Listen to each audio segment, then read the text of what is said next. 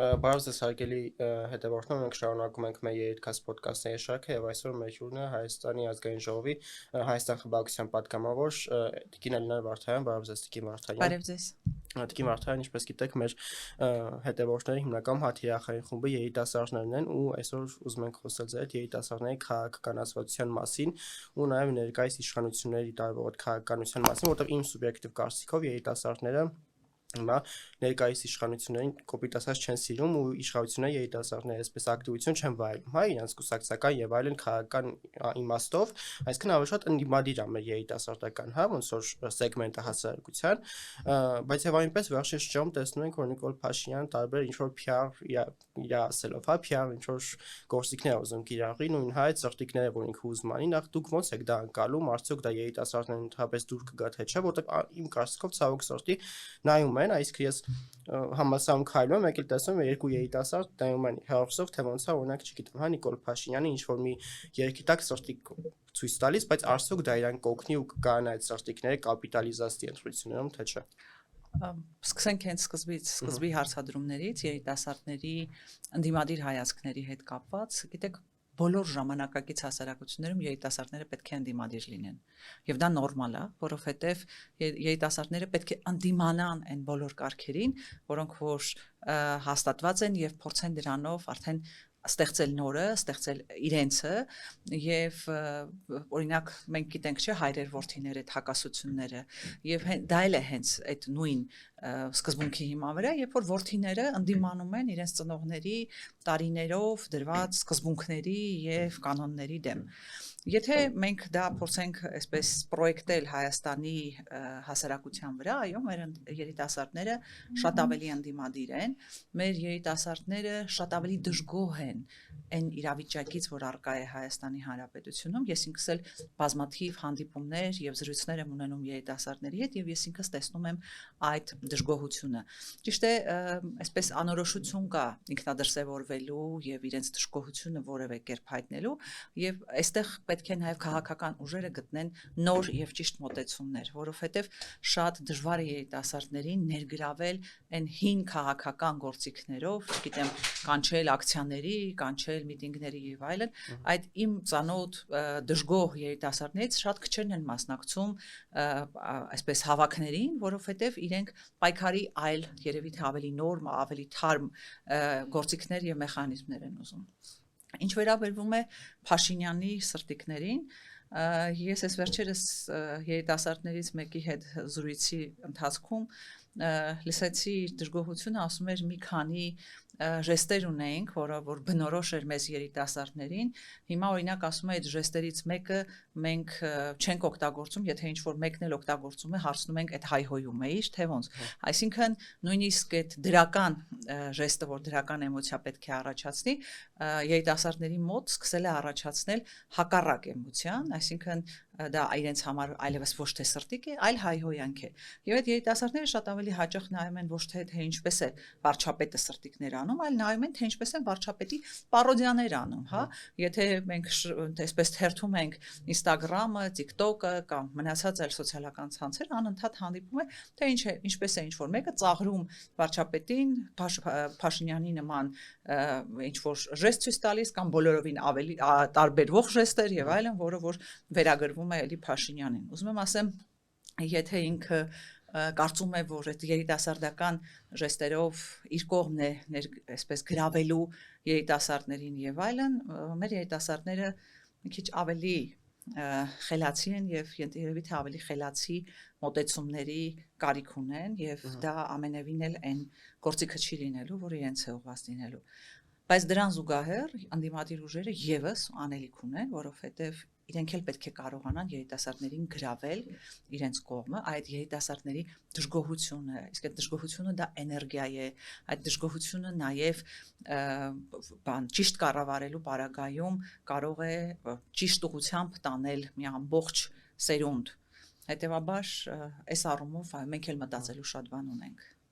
Ես ընդհանրապես նկատել եմ, որ իշխանությունները միացած քաղաքականություն են որդեգրել, որ իրենք ամեն ինչ կարան անեն, հա, չգիտեմ, փոքր երեխաները ոնց են, հա, որ ամեն ինչ ուզում են ունենան, տենց ոնց որ իշխանությունները, հա, իրանք ամենաեվրոպամետն են, ամենատարածաշրջանային են, ամենառեալիստներն են, այսինքն իրանք ամեն քաղաքական գաղափարություն վերցնում են ու ասում են, որ մենք ամեն ինչ անում ենք, որ ընդդիմադիրներին ինչ որ դաշտ չթողեն ու միշտ իրանք են փորձում թելադրեն, հա, օրակարգ ու կարծում եմ այստեղ նաև ընդդիմությունը պատասխանատվություն ունի, պետք է մի քիչ քաղաքական վերանայումներ անի, որովհետև իշխանությունը միշտ փորձում է օրակարգ թելադրի, մյուս կողմ, հա, դնենք լավնա թե վատ միանշանակ վատն է իմ կարծիքով, համեն դեպս սուբյեկտիվ, բայց ամեն դեպքում օրակարգը ինքն է պահում, իմ կարծիքով չնայած վերջին դեպքերը, հա, այդ ձերբակալումները եւ այլն, մի քիչ ավելի շատ ընդդիմությունը նույնպես պլատֆորմ ունեցավ, հա, քաղաքական խոսքի, բայց ավելի շատ մեկը ընդդիմություն, իշխանությունն է փորձում այդ քաղաքական օրակարգը հիմնականում գեներացնի, հա, մեր քաղաքական դաշտում, բայց այստեղ ես մի հարցել ճիշտ նայած ձեզ ունեի, ընդհանրապես մեր հասարակության մեջ sense միշտ տարիների ընթացքում սերմանվել է, որ կանայք որպես արդեն որպես ձեզ կին քաղաքական գործիչ եմ, հա, այդ հարցը տալիս, որ կանայք ավելի արդար են ու կանայք պետքա միշտ լինեն քաղաքականության մեջ, Եվրոպա համակարգում եւ այլն, բայց մենք հիմա տեսնում ենք, որ մեր Եվրոպա համակարգի ղեկավարները կանայք են ու չգիտեմ, որ ասենք արդարադատությունը ամենաբարձր մակարդակի վրա ինձ թվում է շատ սխալ կլինի, որովհետեւ օրինակ չգիտեմ, հա, Շիրակի թեմի առաջնորդին խոսքի համար ձերբակալում են։ Այսինքն իրանք ընդհանրապես ոնց են, հա, դա դիտարկում կանայք ընդհանրապես քաղաքականության մեջ ինչ դեր կարող են ունենալ, որովհետև հիմա փաստացի Եվրոպա համակարգի ղեկավարները կանայք են, բայց Եվրոպա համակարգը բավական ցավալի վիճակում է գտնվում։ Սկսեմ վերջից, հետո արդեն կանդրադառնամ ընդդիմության քայլերին։ Ես ինքս մշտապես կողմնակից եմ եղել կանանց ներգրավվածությանը քաղաքականության մեջ, որովհետև պետք է ստեղծվի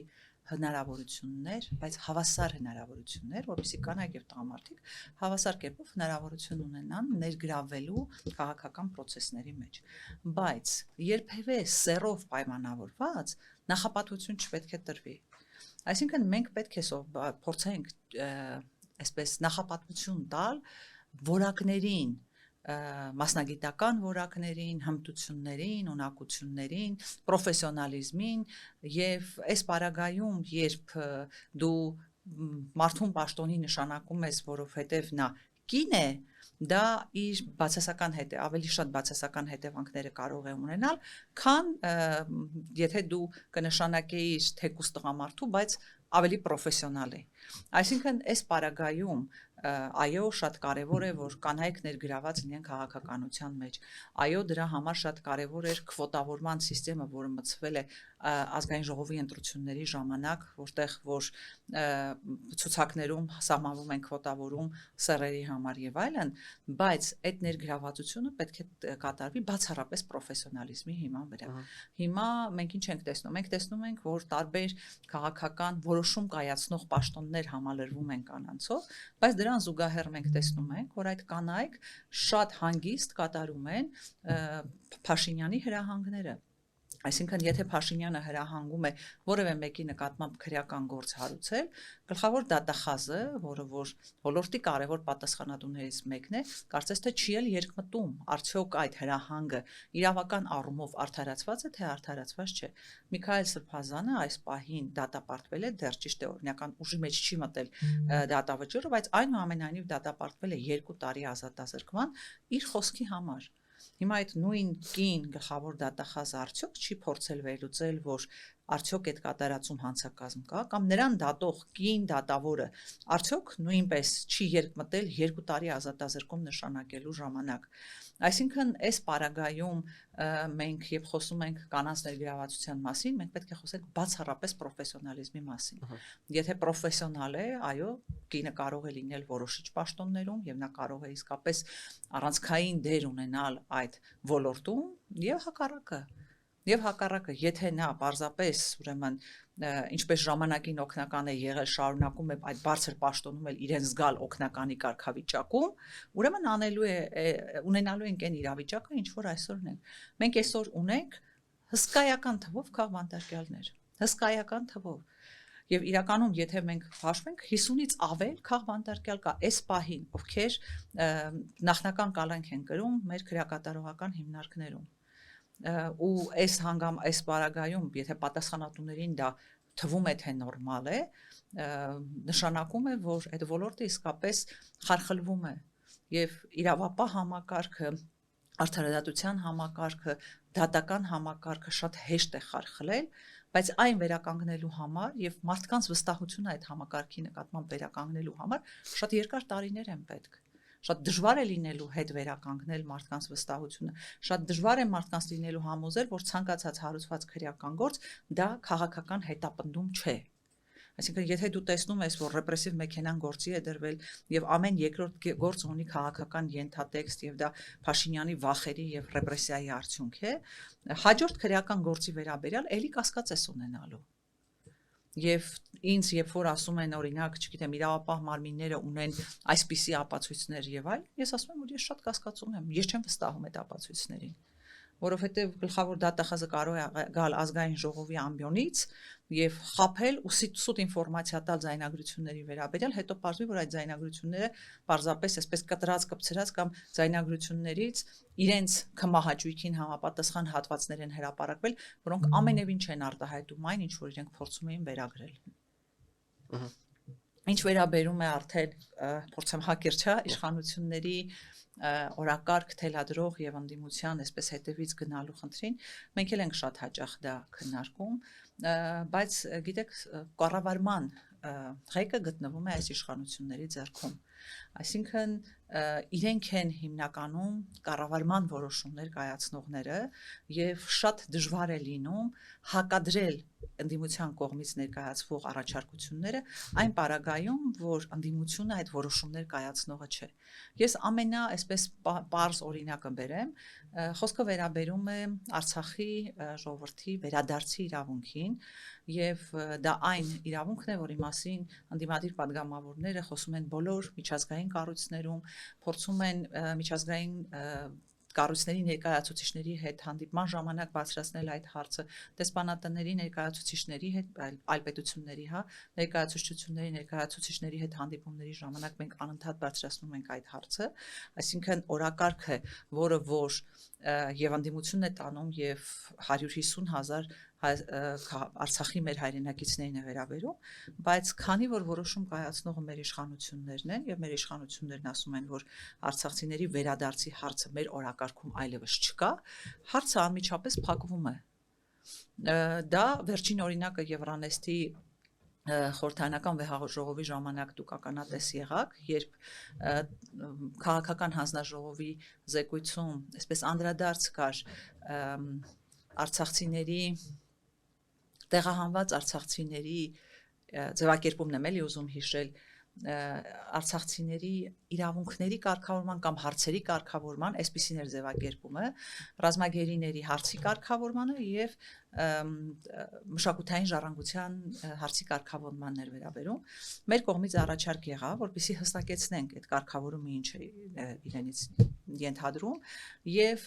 փորձեցինք այսպիսի ձևակերպումներ տալ արցախցիների իրավունքի վերադարձի իրավունքի երաշխավորում միջազգային անվտանգության երաշխիքների պայմաններում ռազմագերիների անհապաղ բաց թողում եւ վերադարձ եւ մշակութային ժառանգության պաշտպանություն եւ ԿՊ-ական падգամավորները, ովքեր Եվրանեստի պատվիրակության անդամ են հանդիսանում, հայտարարեցին, որ մեր կառավարության համար այս պահին արցախցիների վերադարձի իրավունքը ակտուալ չէ, այսինքն մենք այդ հարցին չենք անդրադառնում, մեզ համար այդ հարցը փակ է։ Այսինքն օրակարգ, որը որ բերել է ընդդիմությունը եւ փորձում է առաջ տանել, չստացվեց, որովհետեւ այդ նույն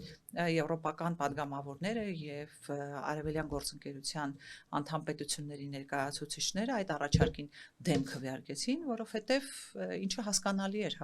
երբ որ այս մի պետությունում ես, որտեղ պետության իշխանությունը պատրաստ չէ գնալ այդ իրավունքի հետևից, ինչու պետք է իրենք պաշտպանեն այդ իրավունքը։ Եվ հետեւաբար, այո, այս շատ պարագաներում շատ դժվար է լինում օրակարգ թելադրող լինել, որովհետեւ որոշում ընդունողները այնուամենայնիվ իշխանություններն են։ Այս պարագայում արդեն օրակարգ դու կարող ես առաջարկել քո օրակարգը առաջիկա ընտրություններից հետո ինչպես ես պատրաստվում կառավարել երկիրը, ինչպիսի լուծումներ ես տեսնում եւ այդ պարագայում ինչի կարելի է հասնել։ Այստեղ մի այսպիսի հարց էլ կա, որ շատ քաղաքական գործիչներ Հայաստանում պնդում են, որ հիմնական այս իշխանությունները, այսպես ասած, այն պատճառայիսքը, որ այս իշխանությունները վերարտադրվում են, դա հիմնականում նախկին նախագաներն են ու դա իշխանության հիմնական այս բանը թեզերը դա է, չէ, որ նախկին թալանիչները հետ չգան եւ այլն ու շատ քաղաքական գործիչներ պնդում են, որ քանի որ նաեւ հիմա խորհրդարանական դիմության ղեկավարները երկրորդ եւ երրորդ նախագաներն են, հնարավոր է որ դրա ֆոնին եւս ժողովրդը չի, ընդհանրապես դուք համեմատ եք այդ թեզի հետ ու ինչ եք կարծում, արդյոք երկրորդ ու երրորդ նախագաների քաղաքականության մեջ գտնվելը չի ազդի դրականորեն, որ իշխանությունները կրկին վերարտադրվեն եւ մի հարցել ձեր թույլտվության տամ երիտասարդների հետ կապված, հա նախկինում ինչպես է, չգիտեմ, քաղաքական այսպես ճամբարներ են կազմում, երիտասարդները մասնակցում էին դրան, բայց հիմա էլ է շատ դեպքերում, շատ կուսակցությունում այդպես, արդյոք մի քիչ վերափոխումներ ընդհանրապես պետքա չլինեն երիտասարդների մոտեցման հետ կապված, այսքան ավելի ուրիշ, ավելի մոդեռն, հա գործիքներ կիրառվան երիտասարդների քաղաքականությունները գրավելու հարցում ու ձեր անձնական կարծիքը որն է, ինչ փոփոխություններ ըստ պետք է իրականացվեն։ Առաջին հարցից սկսեմ, գիտեք, նախկինների եւ ներկաների այդ բաժանումը եւ դասակարգումը դա իշխանության նարատիվներն է եւ իրենք էլ հենց փորձում են հանրությանը համոզել, որ եթե չլինեն օրինակ նախկին նախագահները, եթե չլինեն նախկինները եւ այլն, միգուցե կլինեն այլ ուժեր, որոնք որ կկարողանան մեզ հաղթել եւ այլն, դրա հետ մեկտեղ հենց որևէ նոր ուժ է հայտնվում, ապա այդ նոր ուժին են վերագրվում ինչ որ չգիտեմ հատկանիշներ, չգիտեմ այլ պետության հովանավորության ներքո են, չգիտեմ ռևանշիստներ են եւ այլն եւ հետեւաբար հասկանում ես որ նույնիսկ այն մարդիկ ովքեր որ իրենց բնորոշմամբ նախկինների հետ կապ չունեն շատ արագ դառնում են նախկին հետեւաբար ես կարծում եմ որ մեր հասարակությունը պետք է շատ ավելի այսպես ճիշտ կշռադատի եւ հասկանա որ դա իշխանության նարատիվն է եւ ամենևին էլ երաշխիք չկա, որ միայն իրենց գնահատմամբ նոր ուժերի մասնակցությունը հնարավորություն է տալու հաղթել այս իշխանությանը, առավել եւս, որ ձեր կողմից նշած նախագահները ունեն բավականին բարձր ռեյտինգ եւ սոցհարցումները ամեն դեպքում հենց դա էլ ցույց են տալիս։ Գրեք էլի այստեղ մի նշում անեմ ուղղակի ընդհանրապես նախկին ասվածը բացատրեք ինչ է նշանակում, այսինքն նախկին ասելով իրանք անձանց նկատի ունեն, թե համակարգի, որովհետև ամեն դեպքում բոլոր ժամանակներում էլ պարզ է եղել են թե դրական թե բացասական բաներ, բայց իմ կարծիքով ավելի շատ համակարգին նկատի ունեն սկզբնական շրջանում, բայց հիմա քաղաքական այսպես գեներացիայի համար ավելի շատ անձանց վրա են տանում, հա, ինչ նկատի ունեն նախկին ասելով ընդհանրապես իշխանությունները։ Իրենք ցանկացած քաղաքական ընդդիմախոսի եւ ցանկացած քաղաքական ուժի կարող են վերագրել նախկին լինելու այդ հատկանիշը, որպեսզի դրանով փորձեն էլի պայքար մղել ներկայի եւ նախկինի միջեւ։ Այո, ի սկզբանե խոսքը կարծես թե վերաբերում էր նրան, որ նախկին համակարգը, որից կար դժգոհություն եւ նաեւ այդ դժգոհությունն էր, որ հնարավորություն տվեց իրենց հայտնվելու այսօր իշխանության վերին օղակներում, այսինքն այդ նախկինում եղած այդ երևույթները այլևս պետք է գոյություն չունենային, բայց եթե մենք փորձում ենք խոսել համակարգի մասին, ապա այս իշխանությունների համակարգերը շատ ավելի նախկին են, քան թե նախկինում են եղել։ Հենց նույն դատական համակարգը, որից իհարկե նախկինում, այսինքն մինչև 2018 թվականը բազմաթիվ դժգոհություններ կային, այսօր պարզապես սարսափելի վիճակում է գտնվում։ Արդարադատությունը, որից սոցիալական անարդարությունը, արդարադատությունը, որ այսօր կարելի է կոչել չարդարադատություն կամ անարդարադատություն, ոնց ուզում եք անվանել, դա նախկին համակարգից շատ ավելի վատն է, քան նախկինում եղել է։ Որովհետև նախկինում եթե որևէ քաղաքական ենթատեքստով քրեական գործեր հարուցվում, իսկ այդպիսի բաներ, այդպիսի գործեր եղել են, որևէ մեկը չի կարող չասել, թե այդպիսի գործեր չեն եղել, այնուամենայնիվ մարդ գիտեր, որ եթե նույնիսկ այս դատական համակարգում արդարադատության հասնելու շանսերը փոքր են, այնուամենայնիվ կան տարբեր իրավապաշտպան կազմակերպություններ, ովքեր իրենց շահերը կներկայացնեն, կան միջազգային կազմակերպություններ, ում կդիմեն եւ իրենց համար իրենց ձայնը կբարձրացնեն այդ միջազգային կազմակերպությունները եւ այլն։ Հիմա այդ ամեն ինչը չկա։ Հիմա եթե ասում ենք, եթե համակարգն ենք դիտարկում, ապա իրենց համակարգը շատ ավելի վատն է եւ շատ ավելի նախկին է, քան երբևէ եղել է։ Բայց իրենք հասկացել են, որ այդ բառը, նախկին բառը, որը որ սկզբում հասկացվում էր որպես համակարգ, որպես հասկացություն կարելի է ընդարձակել եւ ցանկացած ընդդիմախոսին ասել՝ այ դու նախկին ես, այ դու նախկինների հետ կապված ես, այ դու նախկինների ժամանակ ընդդիմադիր ես եղել, բայց դու նախկինների ժամանակ ես ընդդիմադիր եղել, ուրեմն դու նախկին ես։ Եվ սա իրենց հնարավորություն է տալիս փորձել հասարակությանը տանել նախկիների եւ ներկաների ընտրության։ Մինչդեռ ես պետք է իմ գնահատականը տամ, որ ամենևին այնպես չի, որ մեր հասարակությունը շարունակում է տառապել այդ նախկին ներկա հակամարտությունով, որովհետեւ մեր հասարակությունը հասկանում է, որ իրենց ապագա է պետք։ Այսինքն այս մարդիկ արդեն ընտրություն են կատարում ոչ թե նախկին ներկայի, այլ ներկայի եւ ապագայի միջև։ Եվ երբ տեսնում են, որ Ադրբեջանի նախագահ օրինակ Հայաստանի Հանրապետության տարածքները անվանում է ինչ որ ադրբեջանական անվանումներով եւ ակնկալում է, որ կվերականգնվի են քարտեզները, որի ժամանակ եղել են այդ անվանումները ադրբեջանական, արդեն մեր ընտրությունը հանդիսանում է այդ ադրբեջանական անունների եւ մեր այսօրվա անունների միջև։ Հետեւաբար մեր հասարակությունը արդեն հոգնել է այդ նախկին ներկայից։ Վստահեցնում եմ, երբ որ մենք ելույթ ենք ունենում եւ իրենք հետո վեր են կենում, ասում են, բա գիտեք նախկինում եւ այլն, այդ նույն մարդիկ ասում են, դե հոգնել ենք, էլի, ինչքան կարելի է նախկին ներկա, բա մեր ապագան որն է, որովհետեւ շատ անորոշ է մեր երկրի ապագան, շատ անորոշ է մեր երկրի քաղաքացիների ապագան, որը մեկը չի կարողանում երկարաժամկետ պլաններ մշակել։ Ամեն մարդ ինչ որ մի բան որ պլանավորում է, ասում է, հələ միջև այս տարվա վերջ միջև կարողանամ ինչ որ բան պլանավորեմ, տեսնենք, ինչ է գալիս գլխներիս, հետո նոր արդեն կմտածենք հաջորդ տարին, դրա հաջորդ տարին եւ այլն, այսինքն երկարաժամկետ պլաններ դժվար է գծել։ Հիմա գալով ձեր մյուս հարցին, ինչ վերաբերում է երիտասարդներին, այո, երիտասարդները նոր մեխանիզմներ եւ նոր մոտեցումներ են ուզում, այսինքն եւ դա ամբողջ աշխարհում է իրականում, եթե ասեմ, Եվրանեստ խորհրդարանական այդ վեհաժողովի ժամանակ մենք հանդիպեցինք Կիպրոսի падգամավորին Եվրոպական պարլամենտում եւ երբ ինքը իր խոսքը սկսեց, այսպես շատ բավական ակտիվ եւ այլն, բարձր գոռալով ողջունում եմ ձեզ բոլորիդ, ես Կիպրոսի падգամավորն եմ, ամենաերիտասարդ падգամավորը Եվրոպական պարլամենտում կամ հետո ասես չէ ինձանից երիտասարդ մի աղջիկ էլ կա, իրենից հետո ես եմ ամենաերիտասարդը 25 տարեկան եմ ընդամենը եւ այլն, իհարկե շատ առողջ մտքեր այդ ժամանակ հայտնեց, որը վերաբերում էր եվրոպական քաղաքականությանը եւ այլն,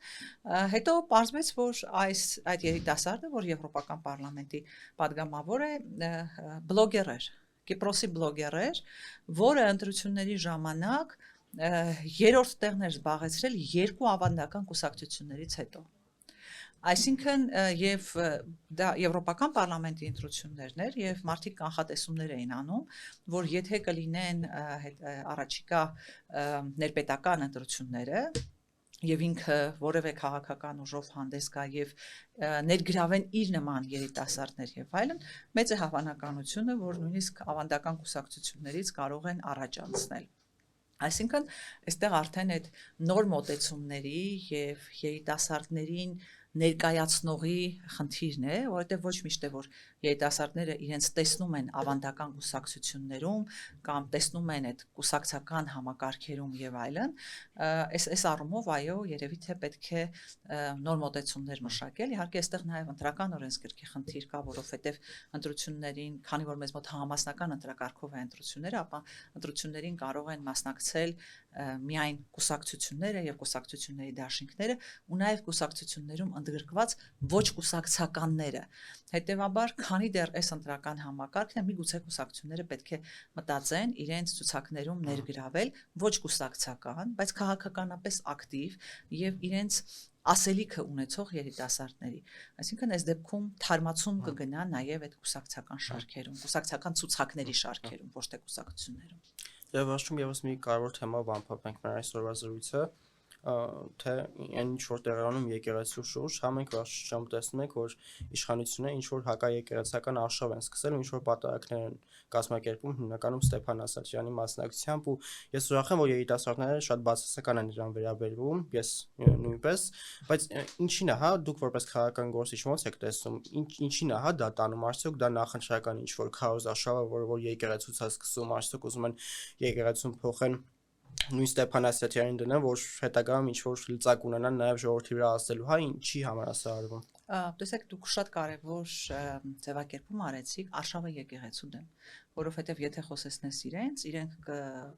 ամեն կերպ կփորձեն հերքել, որ դա արշավ է եկեղեցու դեմ, այլ կասեն կոնկրետ եկեղեցականներ են, կոնկրետ կանոնագրքի խախտումներ են արել, եւ մենք ուզում ենք մեր եկեղեցին ազատել այդ կանոնագրքի խախտումներից եւ այլն, ինչը մենք հասկանում ենք, որ այդպես չէ, եւ եկեղեցու դեմ այս արշավը պայմանավորված է երկու կարևոր հանգամանքով, հանգամանքներից մեկը կայանում է այն, որ եկեղեցին շարունակում է պահանջատեր լինել արցախցիների իրավունքների պաշտպանության հարցում եւ մեր կաթողիկոսը միջազգային տարբեր հարթակներում բարձրացնում է այդ հարցը եւ իր վերջին ելույթից հետո սկսվեց անմիջապես այդ հարշավը, այսինքն մի կողմից դա է, որ եկեղեցին շարունակում է իրենց կողմից փակված թեմային անդրադառնալ միջազգային տարբեր ատյաններում, մյուս կողմից էլ որովհետեւ Ադրբեջանի պահանջն է դա, այն իրենց կողմից այդ կոչված նախախաղության պայմանագիր կոչված փաստաթղթում կա մի կետ, կարծում եմ կարդացել եք, որտեղ վերաբերում է ձևակերպումը կարող է հիմա այս պահին հստակ չասեմ, բայց ռևանշիստական բոլոր նկրտումներին տվյալ պետության տարածքում այդ նկրտումները կանխելուն է վերաբերում եւ հենց Ադրբեջանը նաեւ եկեղեցուն, որը որպես ազգային կառույց եւ մեր արժեքային համակարգի կարևոր օղակ է հանդիսանում, դիտարկում է հենց որպես ռևանշիստական կառույց եւ Փաշինյանը միանգամից երկու քայլ է անում, մի կողմից բավարարել Ադրբեջանի սպասելիքները եւ ակնկալիքները, մյուս կողմից փորձել թույլանել եկեղեցին, որովհետեւ բոլոր սոցիալությունները ցույց են տալիս, որ մեր երկրում ցանկացած կառույցներից ամենահեղինակավորը, ամենավստահելին եկեղեցին է հանդիսանում եւ այս առումով նաեւ մեծ է անհանգստությունը իր, որ առաջիկա ընտրությունների ժամանակ եկեղեցու խոսքը կարող է որոշիչ լինել, որով թեև իրենք անընդհատ երբ մենք ասում ենք, որ իշխանություն եկեղեցի տարանջատում պետք է լինի եւ իշխանությունը չպետք է որևէ կերպ միջամտի եկեղեցու գործերին, իրենք էլ ասում են, բա եկեղեցին ինչու է փորձում միջամտել աշխարհիկ իշխանությունների գործերին եւ այլն, միշտեռ եկեղեցու կողմից երբևէ որպես այդպիսին միջամտություն տեղի չի ունեցել։ Եկեղեցին եղել է ազգապահպան կառույց եւ այս պահին էլ եկեղեցին երբ տեսնում է, որ իրական վտանգ կա մեր ժողովրդի ազգի եւ պետության համար, եկեղեցին երբ չի կարող այս պարագայում այսպես կանգնել կողքից նայել, տեսնել, թե ինչպես են այս ապիկար իշխանությունները կործանման տանում երկիրը եւ կործանման տանում մեր պետականությունը եւ այստեղ շատ ավելի անհասկանալի կլիներ, եթե եկեղեցին անհաղորդ լիներ այդ process-ներին։ Եվ այո, շատ ուրախացնում է այն հանգամանքը, որ կարգալույծ եղած քահանայի կողմից մատուցվող այդ արարողությանը, որը որ պատարակ չէ անվանի, որովհետև դա պատարակ չէ, այդ արարողությանը գրեթե չկային երիտասարդներ կամ կարելի ասել ընդհանրապես չկային երիտասարդներ, որովհետև